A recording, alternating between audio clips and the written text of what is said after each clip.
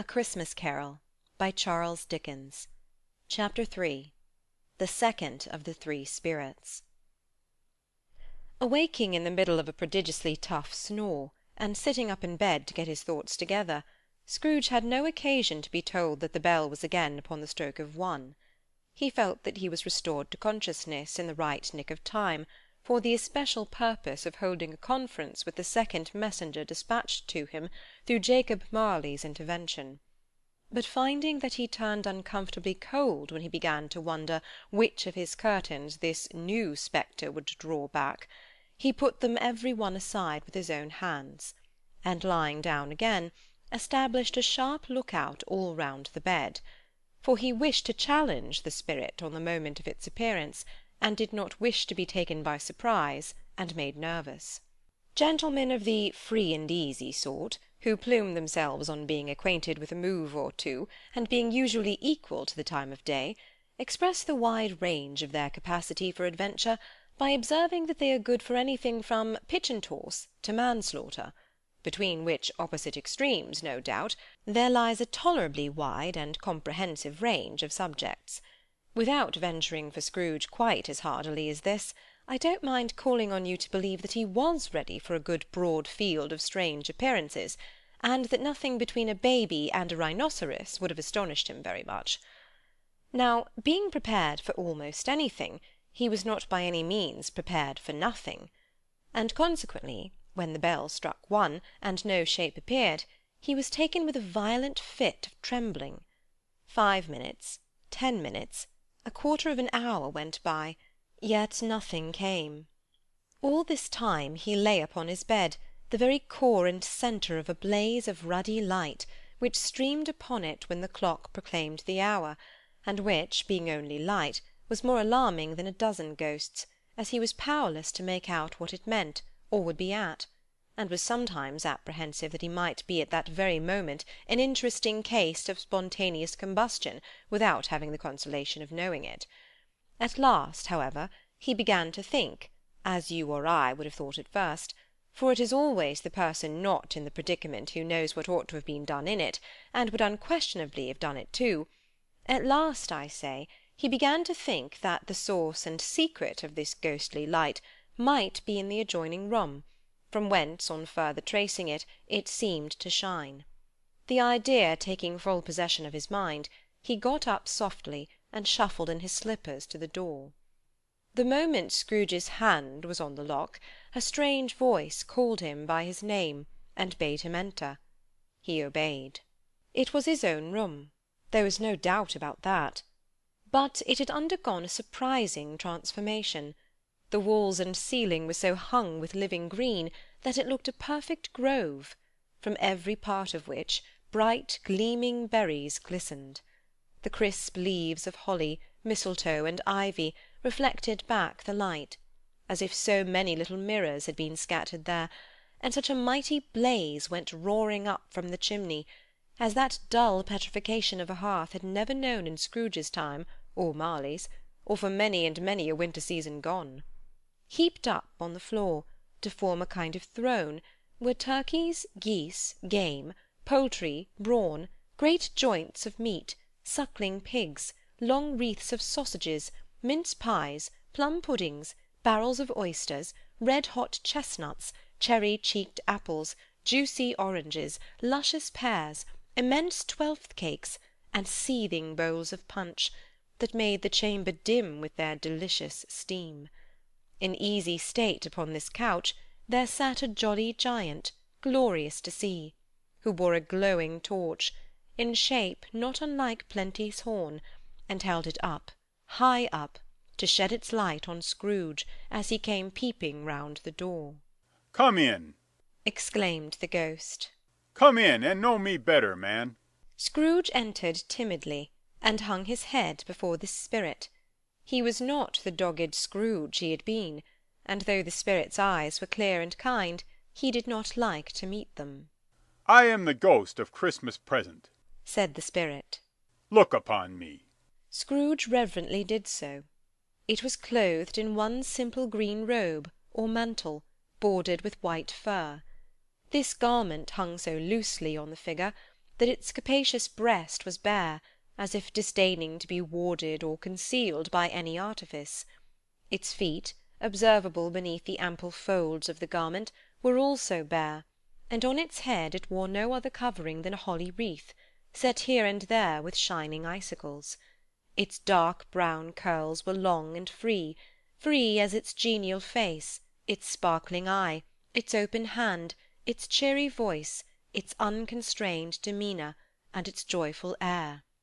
Girded round its middle was an antique scabbard, but no sword was in it, and the ancient sheath was eaten up with rust. You have never seen the like of me before, exclaimed the spirit. Never. Scrooge made answer to it. Have never walked forth with the younger members of my family, meaning, for I am very young, my elder brothers born in these later years? Pursued the phantom. I don't think I have. Said Scrooge. I'm afraid I have not. Have you had many brothers, Spirit? More than 1800. Said the ghost. A tremendous family to provide for, muttered Scrooge. The ghost of Christmas Present rose.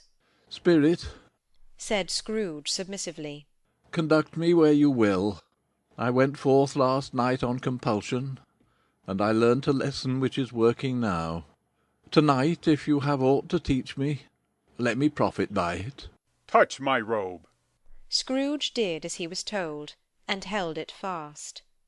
Holly, mistletoe, red berries, ivy, turkeys, geese, game, poultry, brawn, meat, pigs, sausages, oysters, pies, puddings, fruit, and punch, all vanished instantly.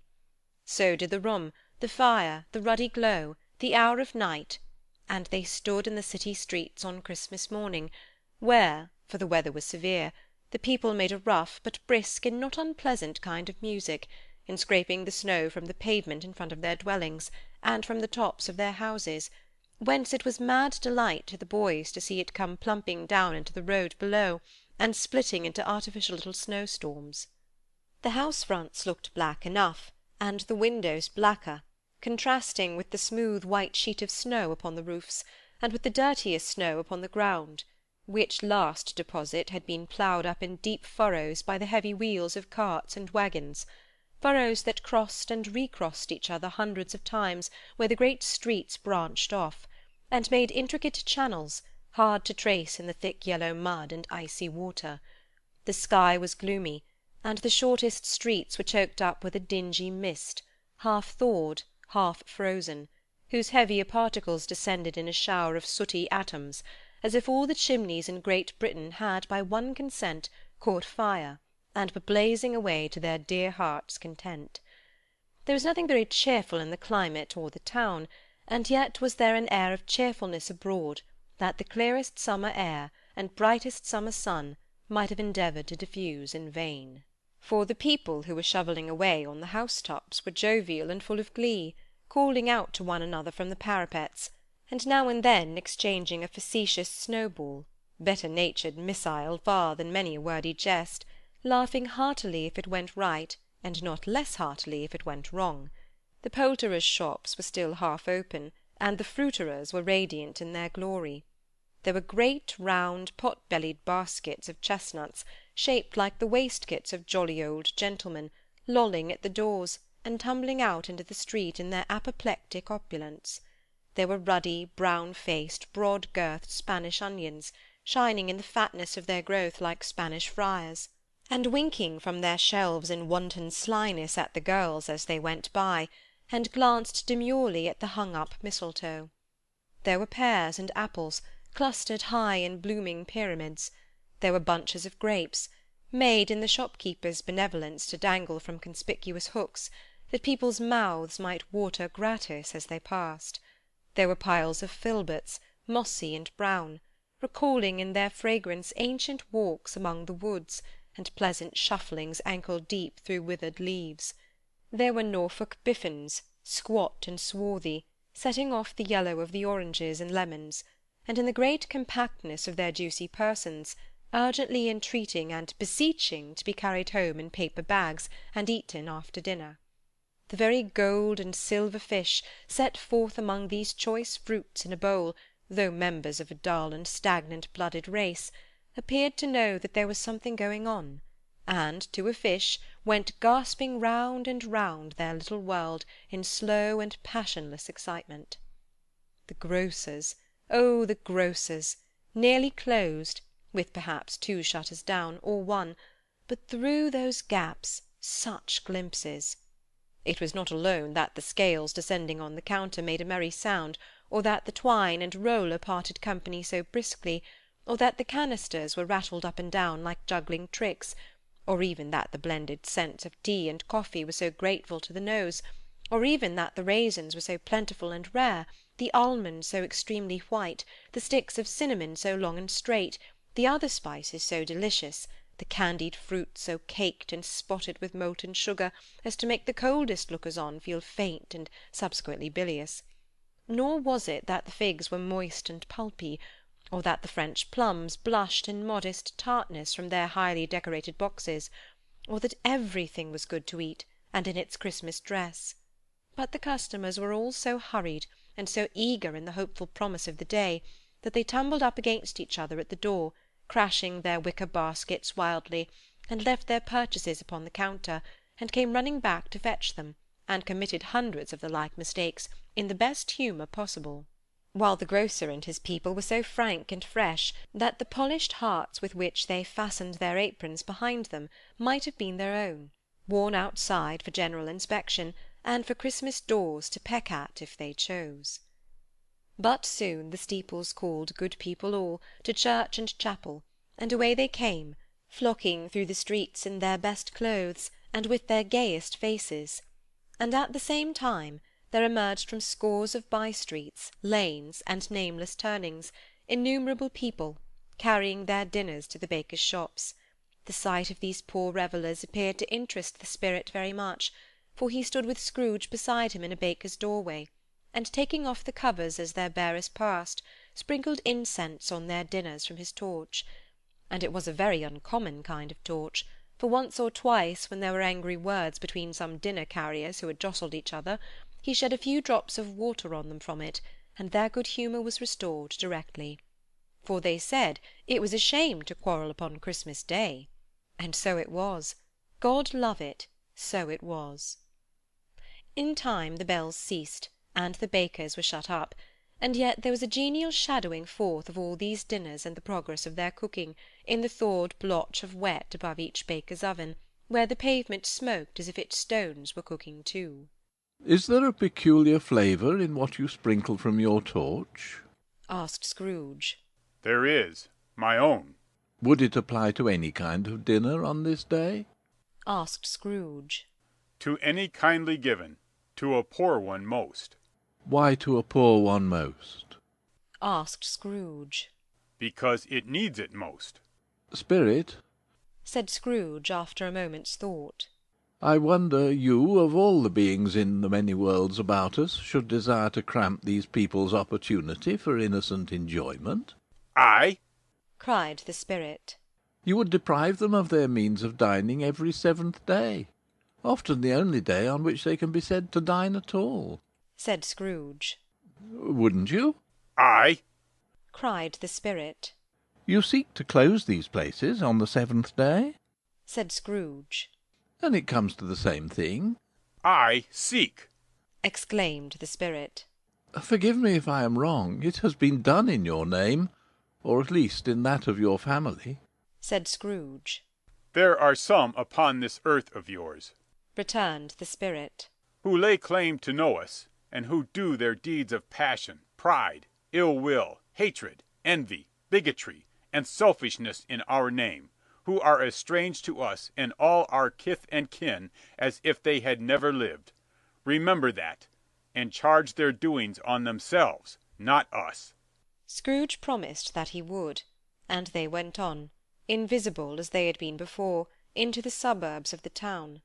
It was a remarkable quality of the ghost, which Scrooge had observed at the baker's, that, notwithstanding his gigantic size, he could accommodate himself to any place with ease, and that he stood beneath a low roof quite as gracefully and like a supernatural creature as it was possible he could have done in any lofty hall.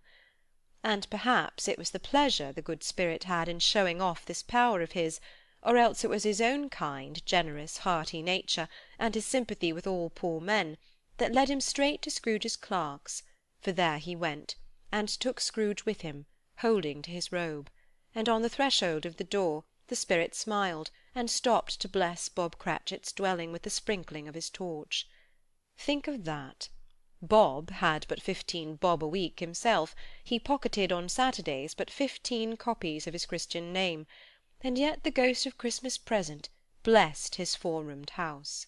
Then up rose Mrs. Cratchit, Cratchit's wife, dressed out but poorly in a twice-turned gown, but brave in ribbons, which are cheap and make a goodly show for 6pence, and she laid the cloth, assisted by Belinda Cratchit, second of her daughters, also brave in ribbons, while Master Peter Cratchit plunged a fork into the saucepan of potatoes, and getting the corners of his monstrous shirt-collar, Bob's private property, conferred upon his son and heir in honour of the day, into his mouth, rejoiced to find himself so gallantly attired, and yearned to show his linen in the fashionable parks.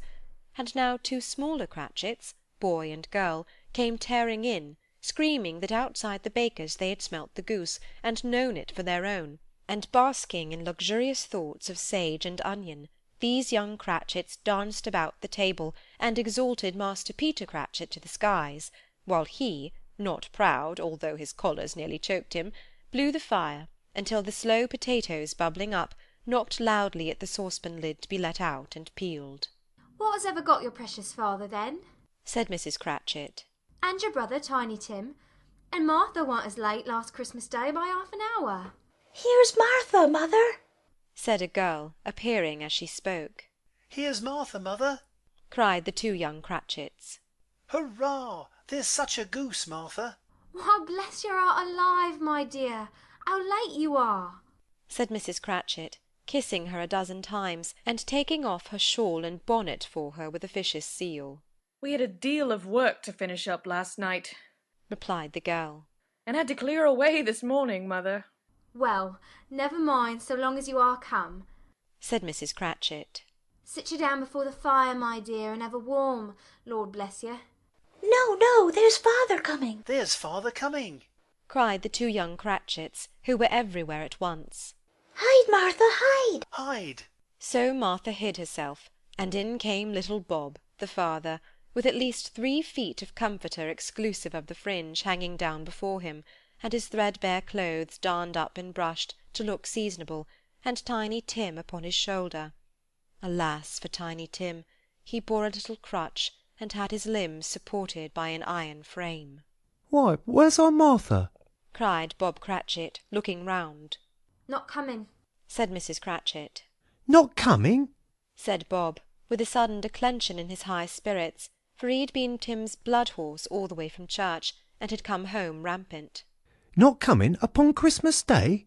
Martha didn't like to see him disappointed, if it were only in joke, so she came out prematurely from behind the closet door, and ran into his arms, while the 2 young Cratchits hustled Tiny Tim, and bore him off into the wash-house, that he might hear the pudding singing in the copper. "And how did little Tim behave?" asked Mrs. Cratchit, when she had rallied Bob on his credulity, and Bob had hugged his daughter to his heart's content. "As good as gold," said Bob. "and better.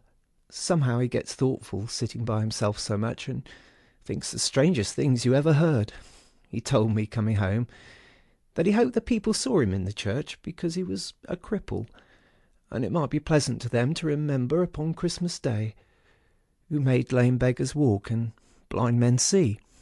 Bob's voice was tremulous when he told them this, and trembled more when he said that Tiny Tim was growing strong and hearty. His active little crutch was heard upon the floor, and back came Tiny Tim before another word was spoken, escorted by his brother and sister to his stool before the fire, and while Bob, turning up his cuffs, as if, poor fellow, they were capable of being made more shabby, compounded some hot mixture in a jug with gin and lemons, and stirred it round and round, and put it on the hob to simmer. Master Peter and the 2 ubiquitous young Cratchits went to fetch the goose, with which they soon returned in high procession. Such a bustle ensued that you might have thought a goose the rarest of all birds, a feathered phenomenon, to which a black swan was a matter of course, and in truth it was something very like it in that house. Mrs. Cratchit made the gravy, ready beforehand in a little saucepan, hissing hot. Master Peter mashed the potatoes with incredible vigour. Miss Belinda sweetened up the apple sauce. Martha dusted the hot plates. Bob took Tiny Tim beside him in a tiny corner at the table, and the two young Cratchits set chairs for everybody, not forgetting themselves, and mounting guard upon their posts, crammed spoons into their mouths, lest they should shriek for goose before their turn came to be helped. At last the dishes were set on, and grace was said. It was succeeded by a breathless pause, as Mrs. Cratchit, looking slowly all along the carving knife, prepared to plunge it in the breast. But when she did, and when the long-expected gush of stuffing issued forth, one murmur of delight arose all round the board, and even Tiny Tim, excited by the two young Cratchits, beat on the table with the handle of his knife, and feebly cried hurrah. There never was such a goose. Bob said he didn't believe there ever was such a goose cooked. Its tenderness and flavour, size and cheapness, were the themes of universal admiration. Eked out by apple sauce and mashed potatoes, it was a sufficient dinner for the whole family.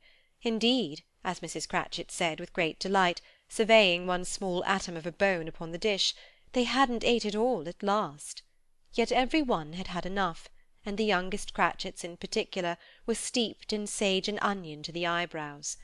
But now, the plates being changed by Miss Belinda, Mrs. Cratchit left the room alone, too nervous to bear witnesses, to take the pudding up and bring it in. Suppose it should not be done enough! Suppose it should break in turning out! Suppose somebody should have got over the wall of the back-yard and stolen it, while they were merry with the goose, a supposition at which the two young Cratchits became livid. All sorts of horrors were supposed. Hallo! A great deal of steam! The pudding was out of the copper. A smell like a washing-day. That was the cloth. A smell like an eating-house and a pastry-cook's next door to each other, with a laundress's next door to that. That was the pudding. In half a minute Mrs. Cratchit entered, flushed but smiling proudly, with the pudding, like a speckled cannon-ball, so hard and firm, blazing in half a quartern of ignited brandy, and bedight with Christmas holly stuck into the top. Oh, a wonderful pudding! Bob Cratchit said, and calmly too, that he regarded it as the greatest success achieved by Mrs. Cratchit since their marriage. Mrs. Cratchit said that now the weight was off her mind, she would confess she had had her doubts about the quantity of flour. Everybody had something to say about it, but nobody said or thought that it was at all a small pudding for a large family. It would have been flat heresy to do so. Any Cratchit would have blushed to hint at such a thing.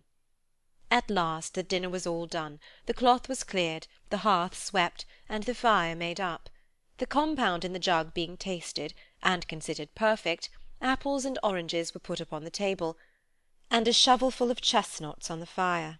Then all the Cratchit family drew round the hearth, in what Bob Cratchit called a circle, meaning half a one, and at Bob Cratchit's elbow stood the family display of glass, 2 tumblers, and a custard-cup without a handle. These held the hot stuff from the jug, however, as well as golden goblets would have done, and Bob served it out with beaming looks, while the chestnuts on the fire sputtered and cracked noisily. Then Bob proposed, "A Merry Christmas to us all, my dears. God bless us." which all the family re-echoed. God bless us, every one, said Tiny Tim, the last of all. He sat very close to his father's side upon his little stool. Bob held his withered little hand in his, as if he loved the child, and wished to keep him by his side, and dreaded that he might be taken from him. "Spirit," said Scrooge, with an interest he had never felt before, "tell me if Tiny Tim will live." I see a vacant seat replied the ghost. in the poor chimney corner, and a crutch without an owner, carefully preserved. If these shadows remain unaltered by the future, the child will die. "No, no." said Scrooge. "Oh, no, kind spirit, say he will be spared." If these shadows remain unaltered by the future, none other of my race will find him here. returned the ghost. What then? If he be like to die, he had better do it, and decrease the surplus population. Scrooge hung his head to hear his own words quoted by the spirit, and was overcome with penitence and grief. Man, said the ghost, if man you be in heart, not adamant, forbear that wicked cant until you have discovered what the surplus is, and where it is. Will you decide what men shall live, what men shall die? It may be, that in the sight of heaven you are more worthless and less fit to live than millions like this poor man's child. O God, to hear the insect on the leaf pronouncing on the too much life among his hungry brothers in the dust. Scrooge bent before the ghost's rebuke, and trembling cast his eyes upon the ground. But he raised them speedily, on hearing his own name.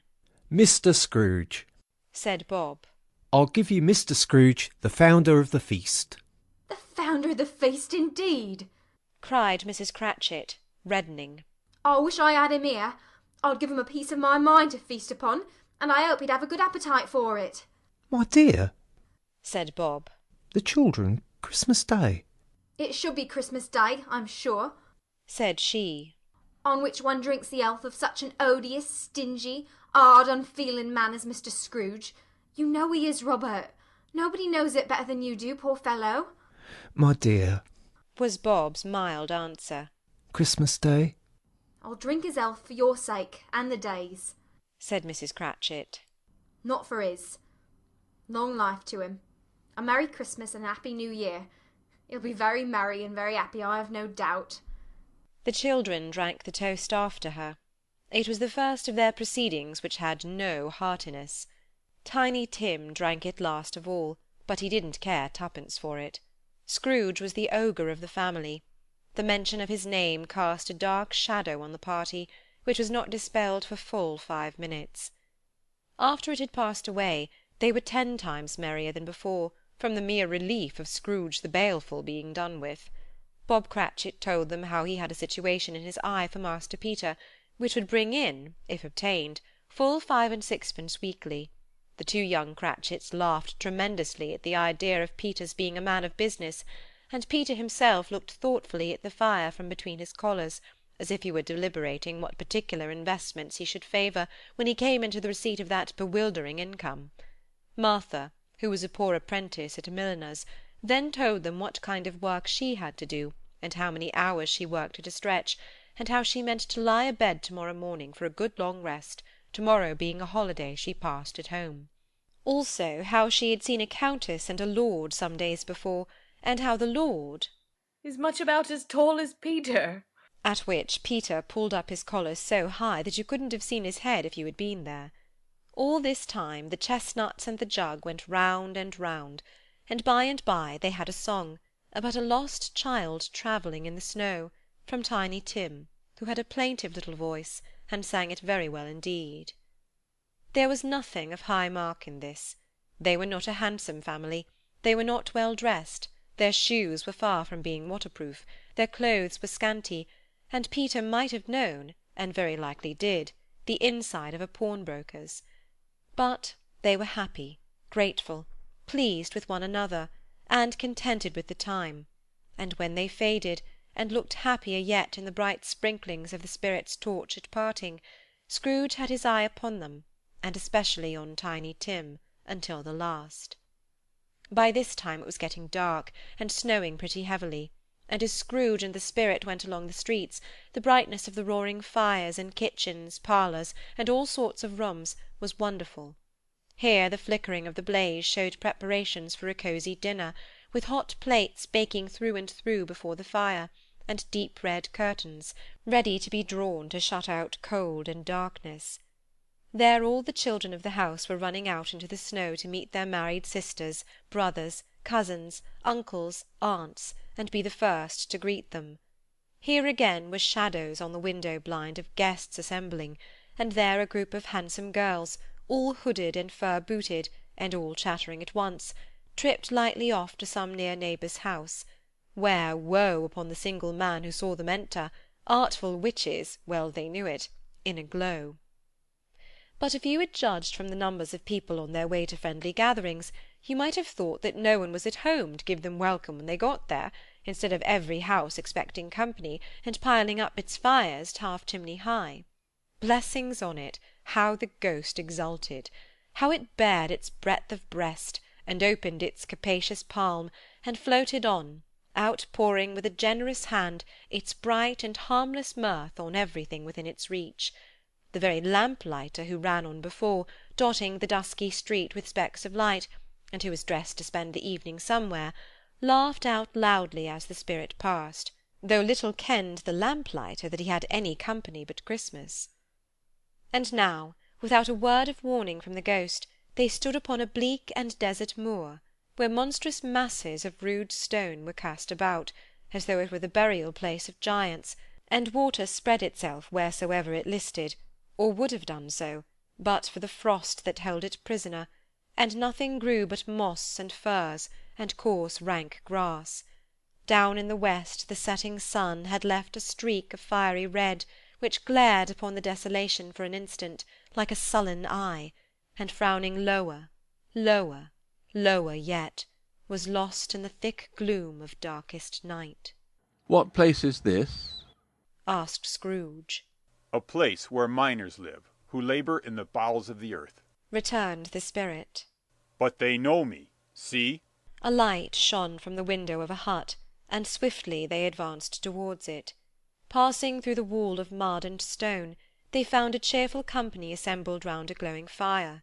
An old man and woman, with their children and their children's children, and another generation beyond that, all decked out gaily in their holiday attire.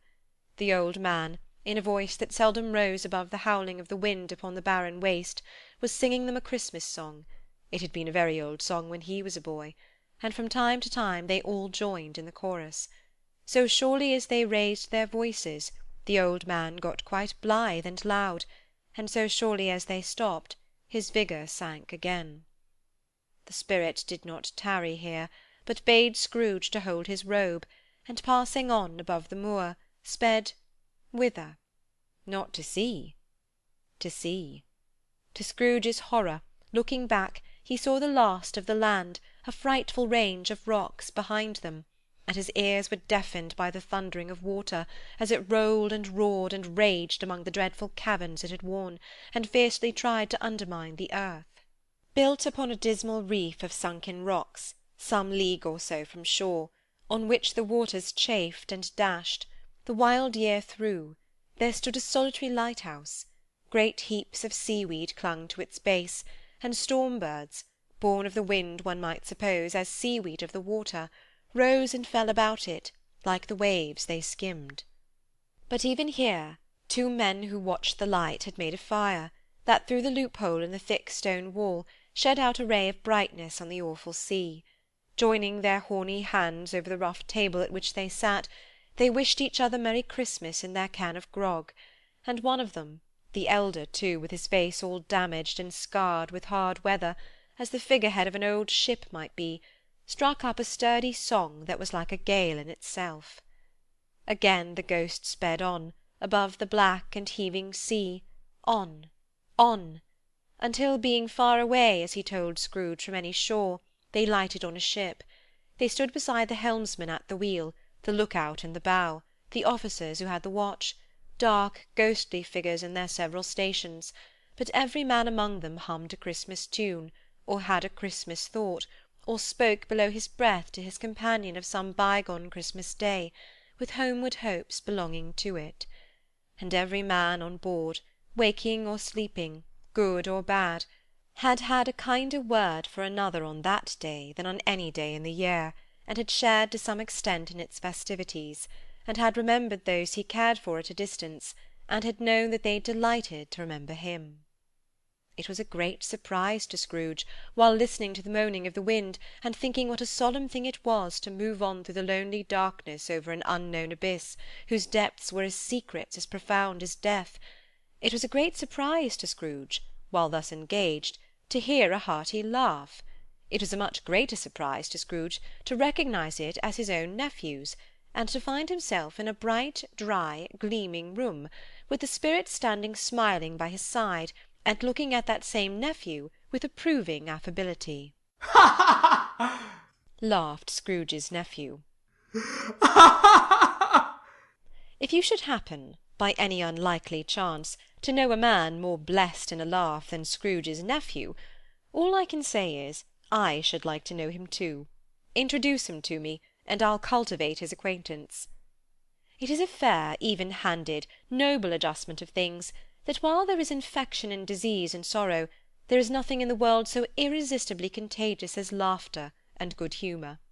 When Scrooge's nephew laughed in this way, holding his sides, rolling his head, and twisting his face into the most extravagant contortions, Scrooge's niece, by marriage, laughed as heartily as he, and their assembled friends, being not a bit behindhand, roared out lustily. He said that Christmas was a humbug, as I live! Cried Scrooge's nephew. He believed it too!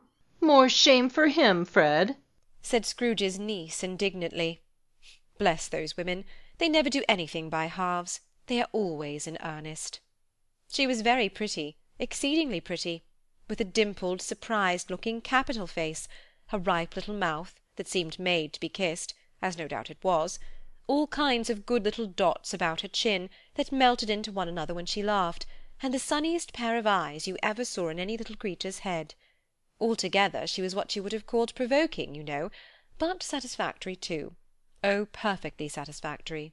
He's a comical old fellow, said Scrooge's nephew. That's the truth, and not so pleasant as he might be. However, his offences carry their own punishment, and I have nothing to say against him. I am sure he is very rich, Fred, hinted Scrooge's niece. At least you always tell me so. What of that, my dear? Said Scrooge's nephew. His wealth is of no use to him. He don't do any good with it. He don't make himself comfortable with it. He hasn't the satisfaction of thinking that he is ever going to benefit us with it. I have no patience with him, observed Scrooge's niece. Scrooge's niece's sisters, and all the other ladies, expressed the same opinion. Oh, I have, said Scrooge's nephew. I'm sorry for him. I couldn't be angry with him if I tried. Who suffers by his ill whims? Himself, always. Here, he takes it into his head to dislike us, and won't come and dine with us. What's the consequence? He don't lose much of a dinner.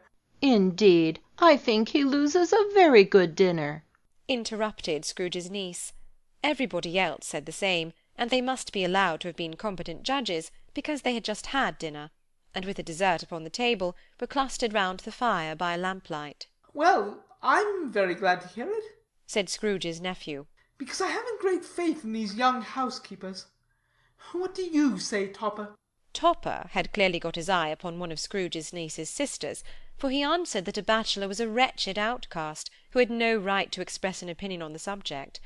Whereat Scrooge's niece's sister, the plump one with the lace tucker, not the one with the roses, blushed. Do go on, Fred, said Scrooge's niece, clapping her hands.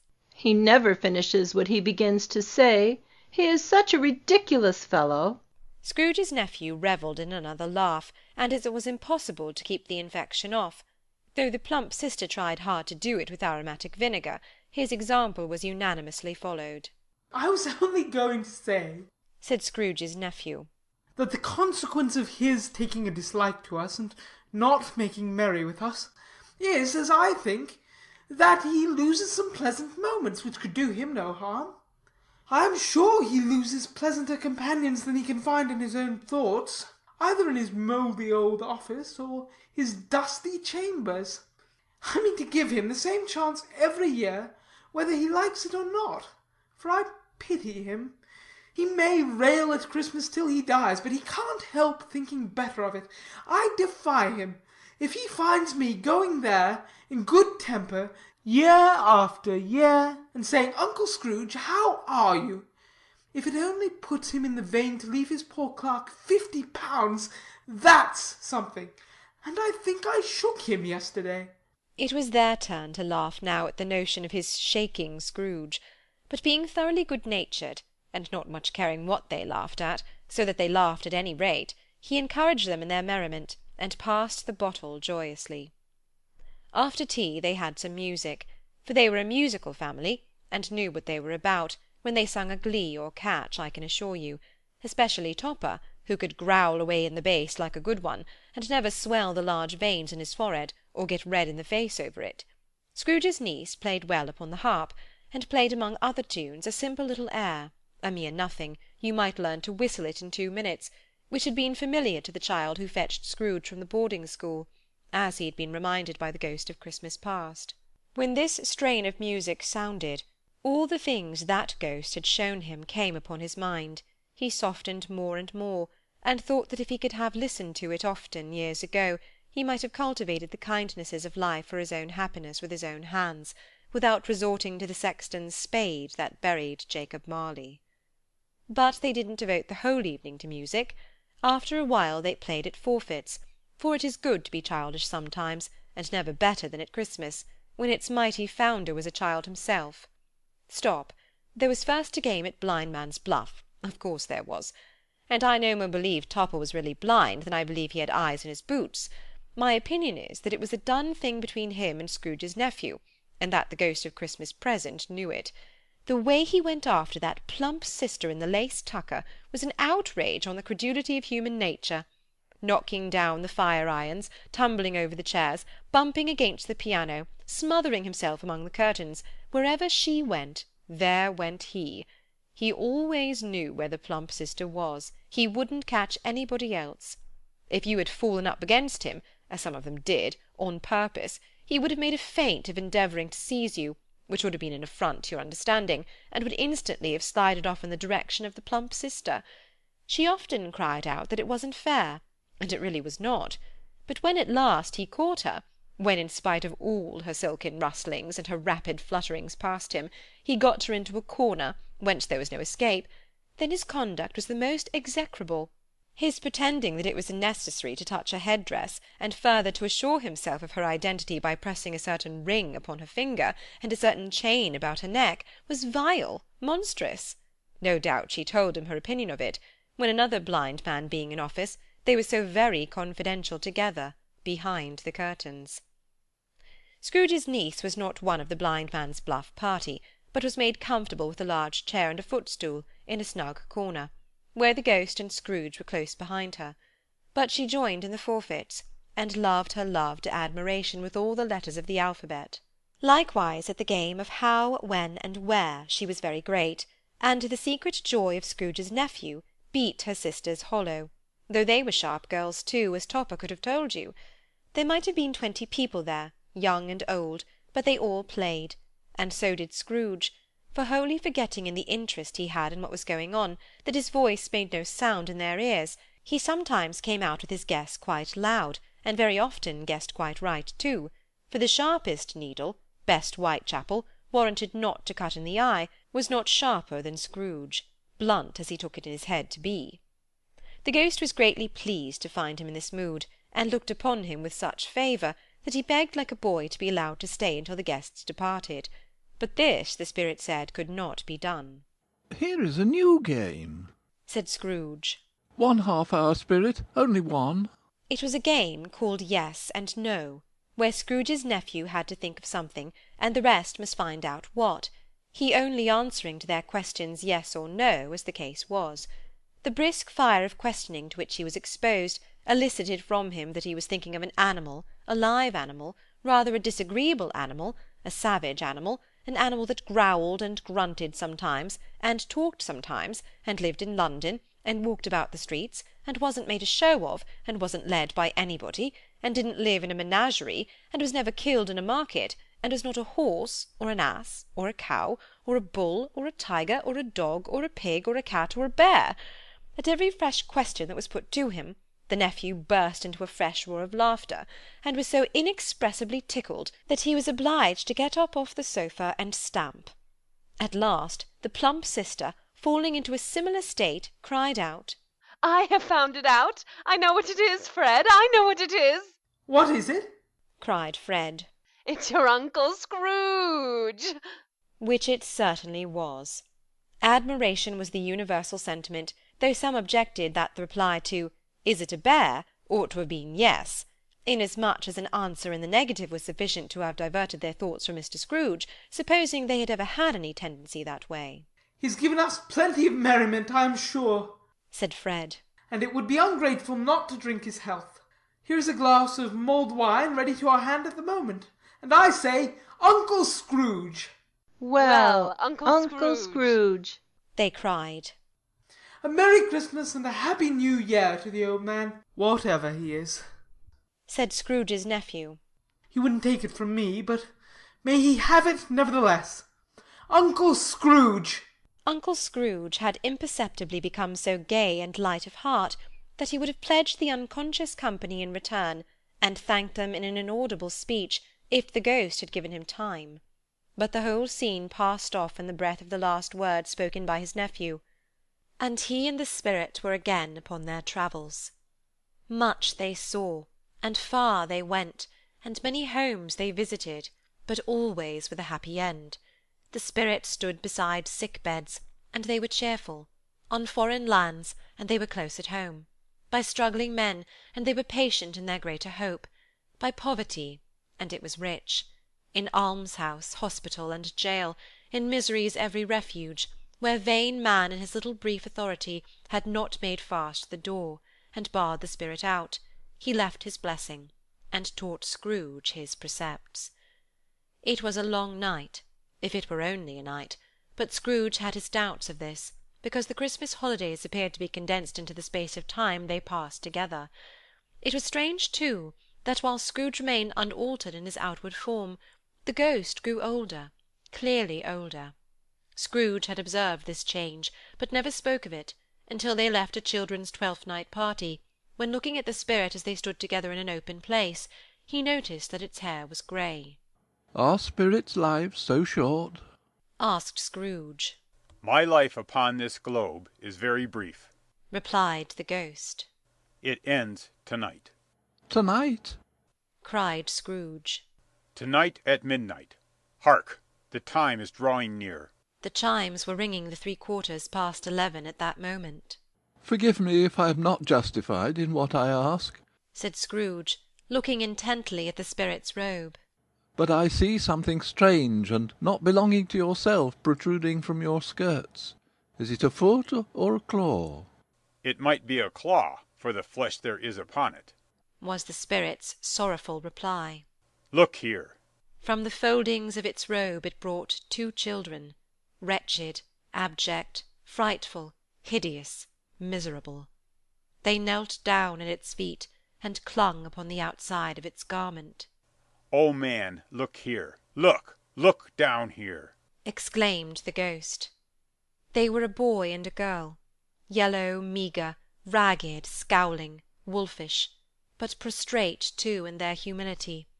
Where graceful youth should have filled their features out, and touched them with its freshest tints, a stale and shrivelled hand, like that of age, had pinched and twisted them, and pulled them into shreds.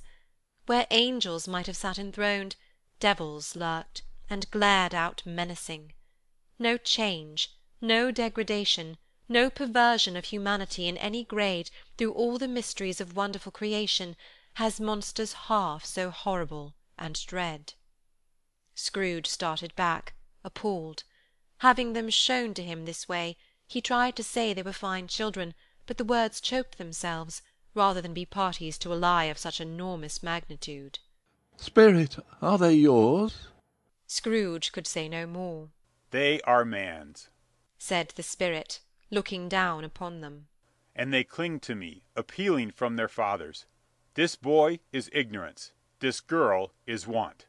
Beware them both, and all of their degree, but most of all beware this boy, for on his brow I see that written which is doom, unless the writing is erased. Deny it, cried the spirit, stretching out its hand towards the city. Slander those who tell it ye. Admit it for your factious purposes, and make it worse, and bide the end. Have they no refuge or resource? cried Scrooge. Are there no prisons? said the spirit, turning on him for the last time with his own words. Are there no workhouses? The bells struck 12. Scrooge looked about him for the ghost, and saw it not. As the last stroke ceased to vibrate, he remembered the prediction of old Jacob Marley, and lifting up his eyes, beheld a solemn phantom, draped and hooded, coming like a mist along the ground towards him. End of chapter 3.